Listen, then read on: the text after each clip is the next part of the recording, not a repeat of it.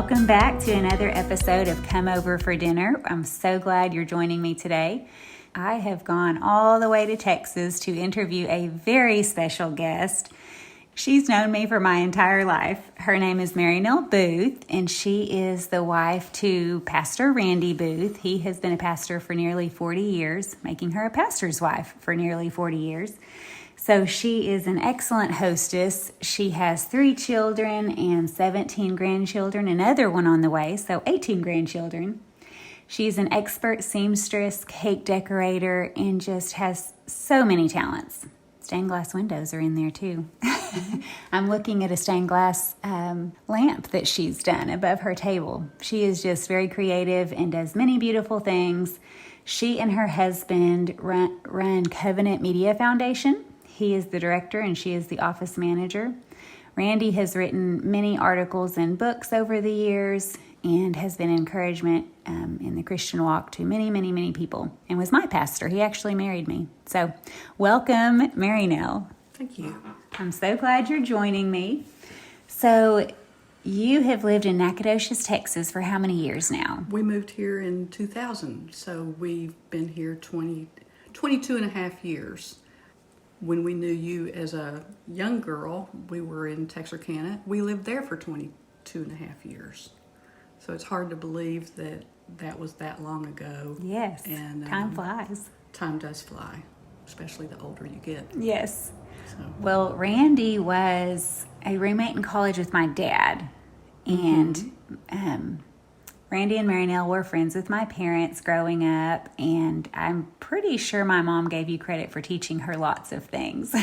Yeah. Cooking, sewing. She lived at our house for a couple of months before she got married. That's right. That's right. Now, did Randy marry my parents as well? Or No. he was just in the No. wedding? He was in the wedding. No, he was in the wedding. Okay. So he was in their wedding. They were in seminary together at the same time? Different seminaries. No, they just knew one another through high school. I actually remember your dad from like 3rd grade. You do have some stories. I do. We might have to dredge some of those up. That's right. No, they were in the same youth group in high school, and when we went to Oklahoma Baptist University, your dad came. Okay.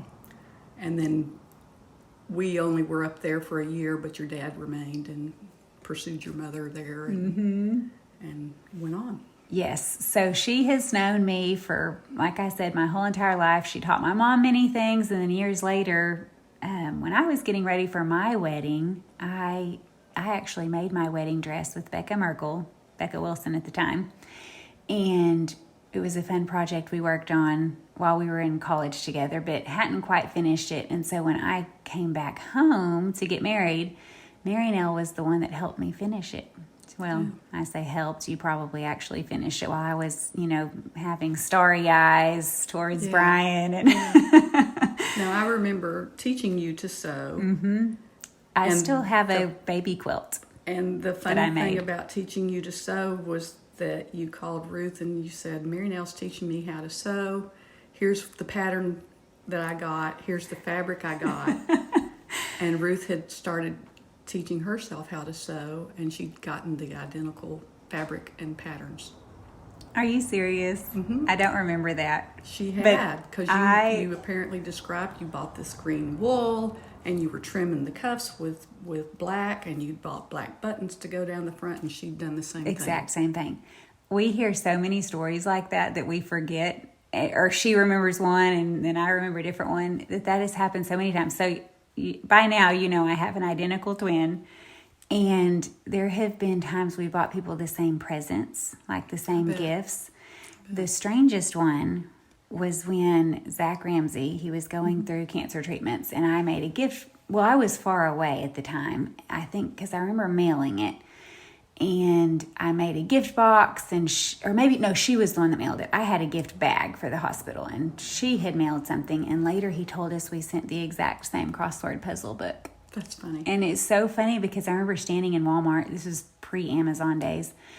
I remember standing in Walmart and just looking at this vast array, and just like, I don't know. And I just finally picked one. And somehow in Oregon, she picked the exact same one. Yep. We mailed our niece the same, the Beanie Babies were popular. We mailed her the same little beanie baby. So it's funny. I can imagine that we bought the same fabric. Yeah.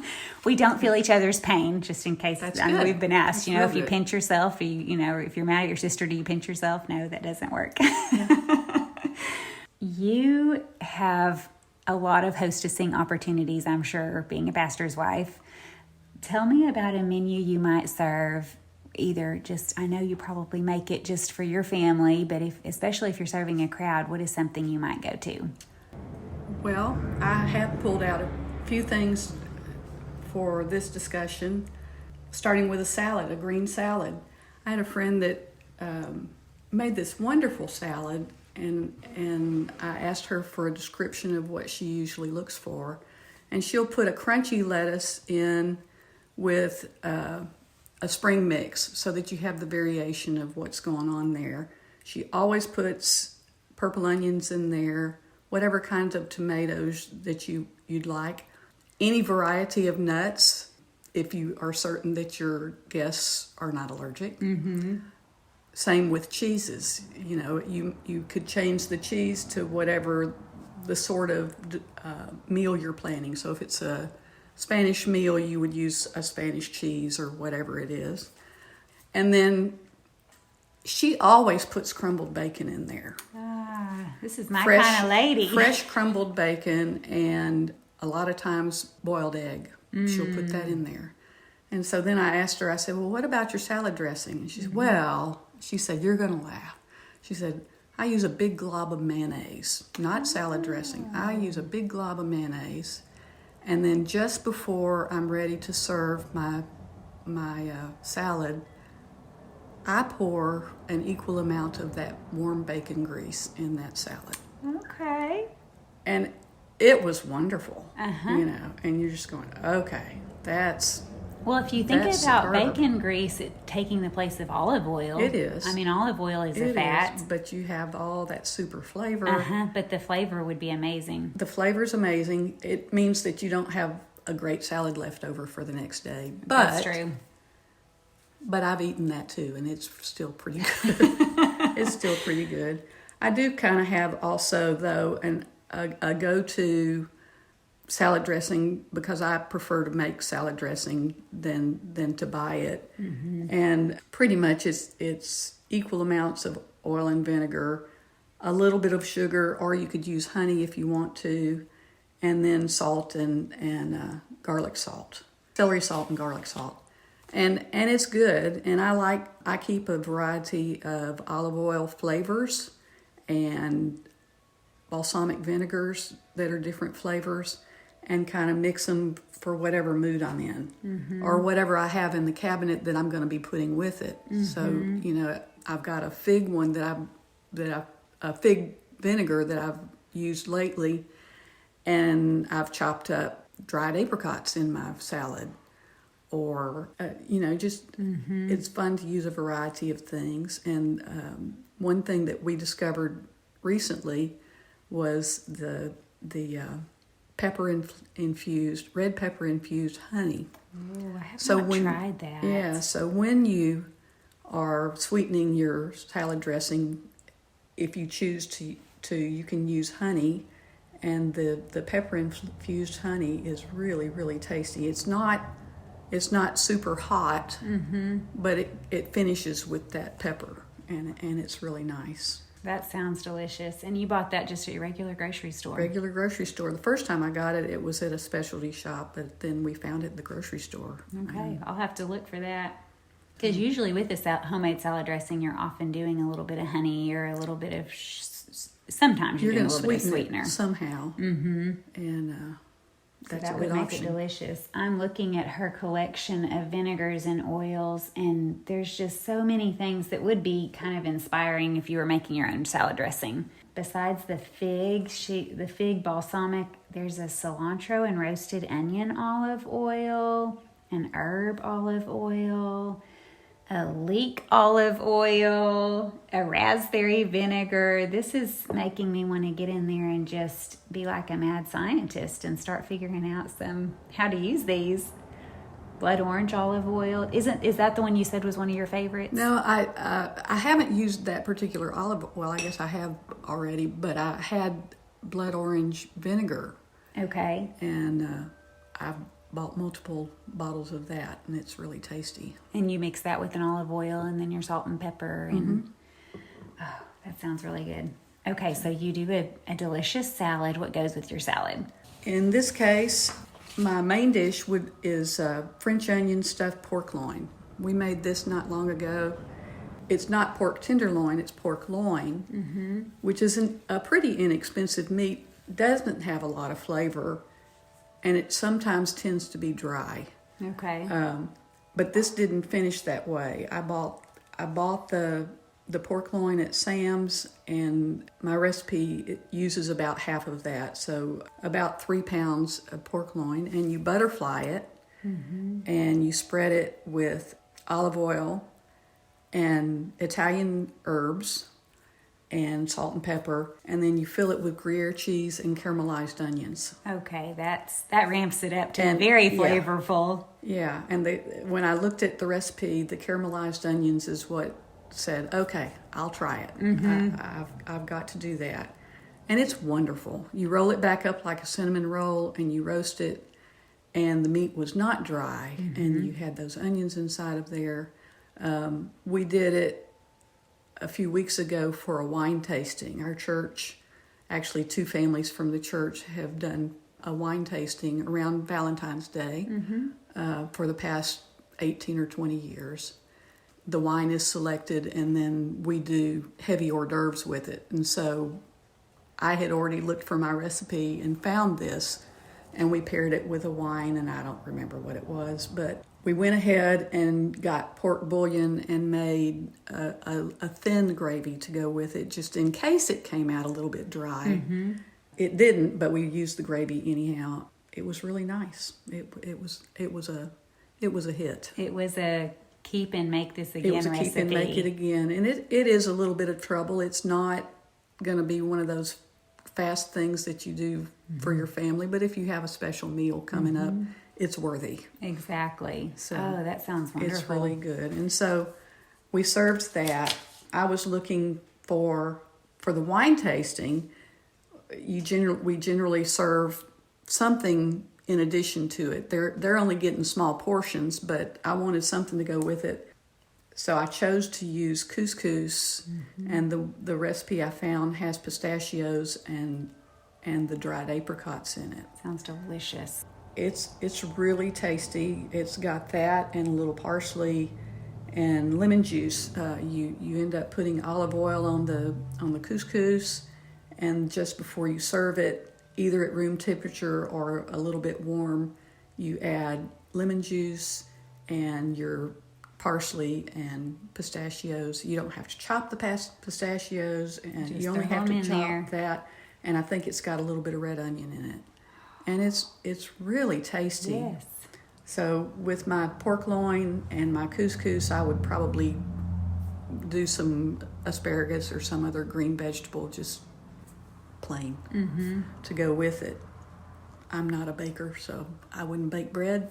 Well, couscous, is a good filler, especially you already have mentioned a salad. That sounds just like a complete menu to me. Yeah. That sounds delicious. And so many amazing flavors, and not what people would typically have on a weeknight at home. No, not that this comfort food isn't a great option to serve, but it does sound like a special menu. This would be something for a special meal. Is there any of this that you make ahead of time to make it a little bit faster the day of? Do you prep any of it in advance, or do you usually make it right before serving? No, the caramelized onion, I did it a day ahead. Put the whole thing together and then just baked it or cooked it the day of? Right. I did the assembly on the day of serving it, but the caramelized onion takes probably an hour for it to cook down. Okay. Because there's a lot of it, I'm assuming. Well, there's a lot of onion, but it just takes time for it to get that deep flavor. The deep, rich flavor. So I did that. Yeah, you've got to do the caramelized onion, right? Because if you take it off too soon, you're not going to have the flavor you're looking for. Like you, nice. I do love a good caramelized onion. Like I've done it on top of hamburgers before. Oh, yeah. I haven't done a stuffed pork loin, so I have to try this. Yeah. All right, so the most important part, dessert. Absolutely. Yeah. What do you serve for dessert? Oh, I'm known locally as the dessert queen, mostly because I love sugar. Okay, well, you're not alone. Sugar and I are really good friends. Mm-hmm. I bake lots of cakes. I don't mind trying things that take a long time because you got to fill your time with something, and I don't have other people pulling at me. Mm-hmm. So, well, she just said she's not a baker, but I dissent.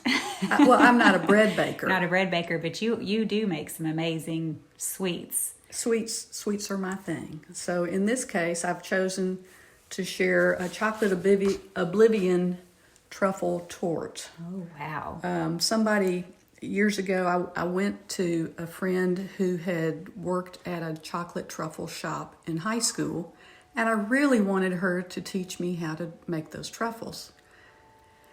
And I went out there, and I was a little disappointed because she had us make this chocolate oblivion torte. And she said, well, you're tempering the chocolate just the same as you would for the truffles.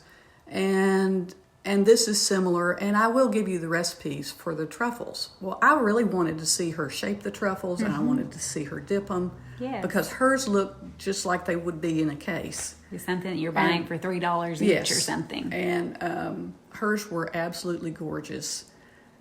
But this torte is marvelous, and it just has bittersweet chocolate, butter, and eggs. That's it. 3 ingredients? That's ingredients. It's not terribly sweet. It's easy. You spend more time preparing the pan that you're going to bake it in than you do baking it. It bakes up in like 15 minutes. Wow. I generally serve it at room temperature, and I serve it with, because I've used bittersweet chocolate, I serve it with creme fraiche that I make. And I might go pick up raspberries. I might use raspberry preserves with my creme fraiche. I'm a sucker for jars of different kind of condiments that go on top of stuff. So I've bought praline pecan something. I don't know. I know what like you're like a spread or jam or something like that. I fall for those kinds of things every time I go to a fancy grocery store. Yes. I come home with it and I'm going, I don't know what I'm using this for. But I'm trying But when something. I get ready, it's going to be great. And so, or you could make a raspberry sauce, a simple raspberry sauce and put some fruit on the side of it. So I mentioned creme fraiche. You make your own using heavy cream. So for a cup of heavy cream, you add a tablespoon of buttermilk and you shake it up in a jar.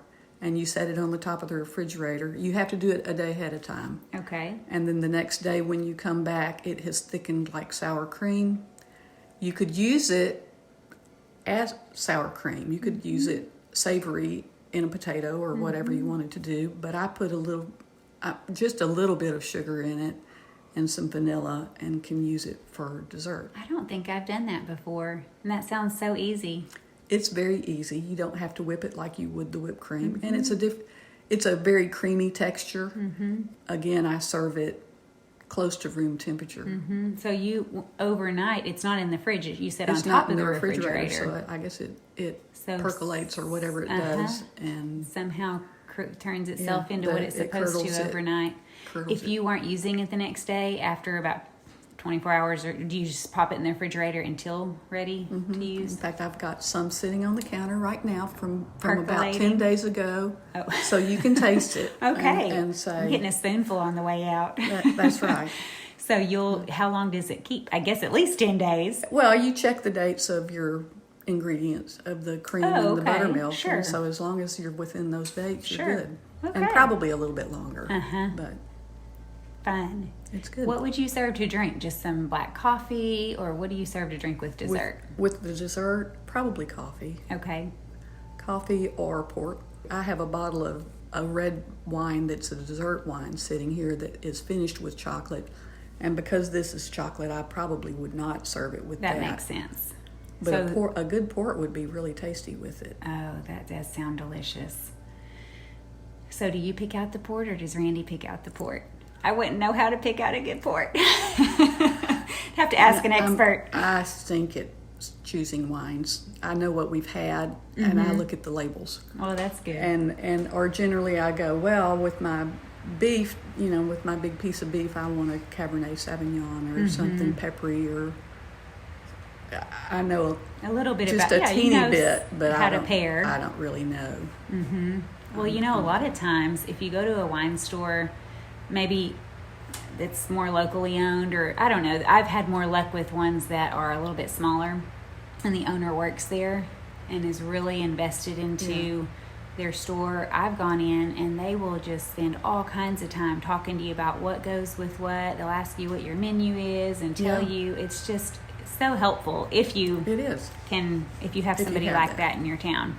Yeah. So what is your best prep tip? Do you have any places that you look for cooking inspiration when you're looking for menus to make? Do you already have a recipe binder, or do you look places online? What do you do for cooking inspiration?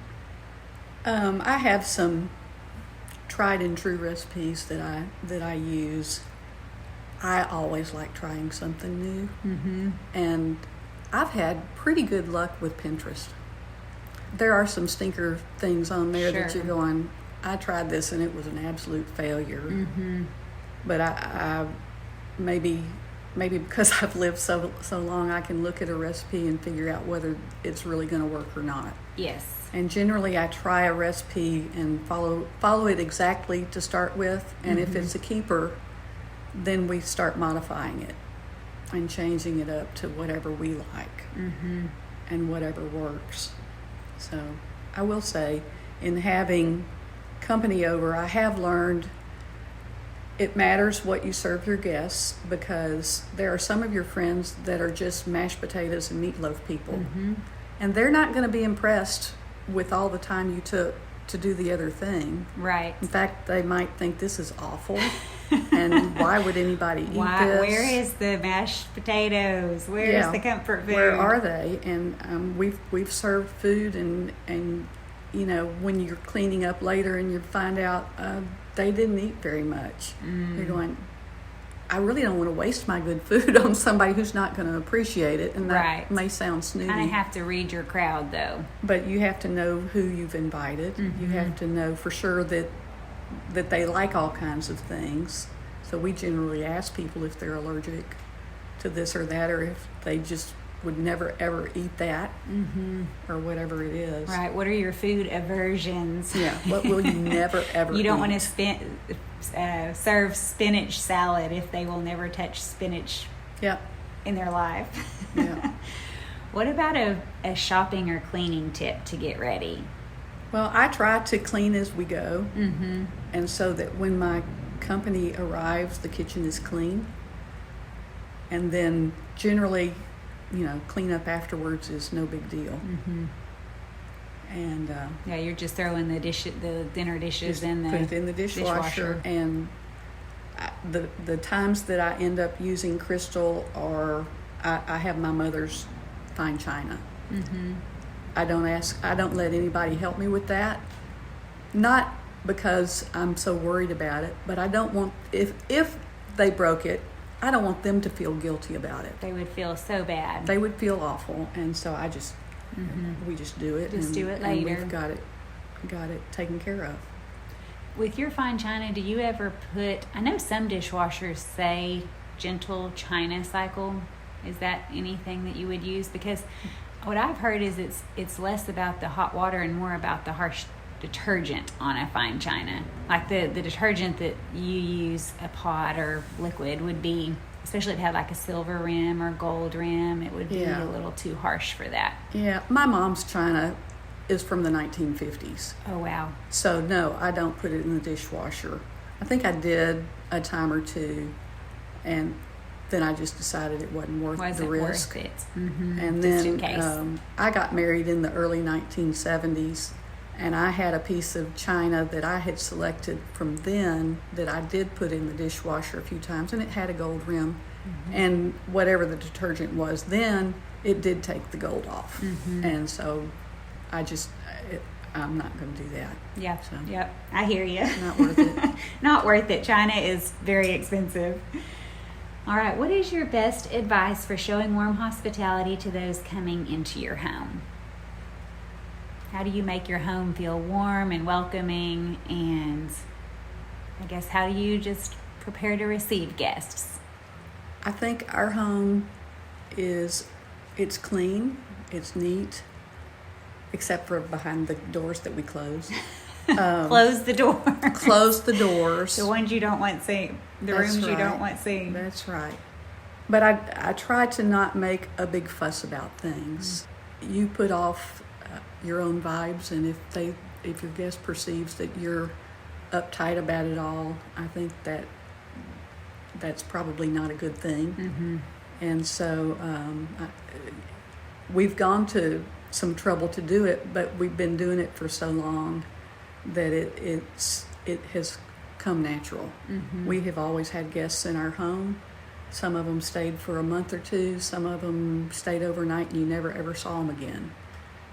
So it's been a great opportunity.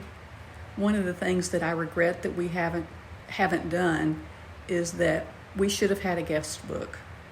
All these years. Oh, that's a great idea. It would be so good to be able to look back and see the number of people who've been in our homes, because we've had missionaries, we've had people from around the world. Wow. And just to be able to look back, our friends who are no longer with us, it would be nice to look back and have those memories and be able to draw them back. Yes. Oh, that's a really interesting idea. So if you were to go back and create a guest book, would you have them do more than sign their name, like a little note, or would you write in there something about the visit after they left, or how would you do it if you were doing it over? I think I would just ask them to say just a few things about our visit. Though at the same time, I've been asked to do that, and I find it really awkward for me. You draw a blank. I don't want to do it. I hand it over to my husband and say, "Here, you do this. Come up with something really creative you funny, witty." Yeah. Or my ignorance will be shown for the rest of those people's lives. They'll say, "Oh, remember her? What a dork!